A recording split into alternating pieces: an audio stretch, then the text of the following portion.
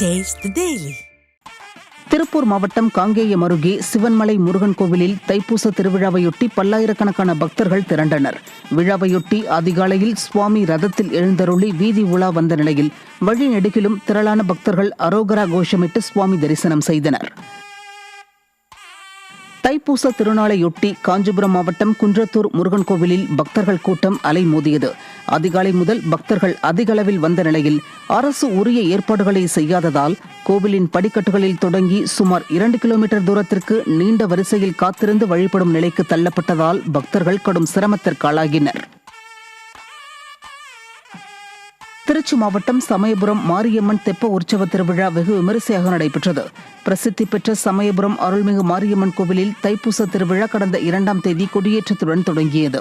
இதையடுத்து நாள்தோறும் அம்மன் பல்வேறு வாகனங்களில் வலம் வந்து பக்தர்களுக்கு அருள் பாலித்தார்.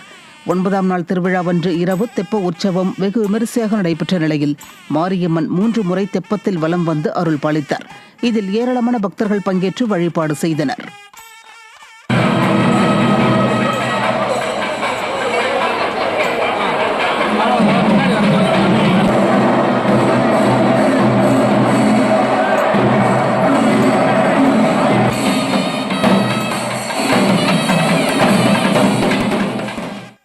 திண்டுக்கல் மாவட்டம் பழனி முருகன் கோவிலில் தைப்பூச திருவிழா கோலாகலமாக நடைபெற்றது.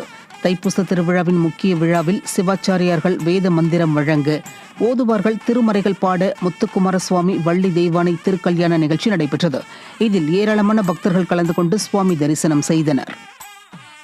கடலூர் மாவட்டம் வடலூரில் வள்ளலார் சத்தியஞான சபையில் 154ஆம் ஆண்டு தைப்பூச பெருவிழா கோலாகலமாக நடைபெற்றது. விழாவில் பல்லாயிரக்கணக்கான பக்தர்கள் பங்கேற்ற நிலையில் 7 திரைகள் விலகி ஜோதி தரிசனம் தெரிந்ததை அடுத்து அருட்பெருஞ்சோதி தனிப்பெரும் கருணை என்ற பக்தி கோஷத்துடன் பக்தர்கள் தரிசனம் செய்தனர்.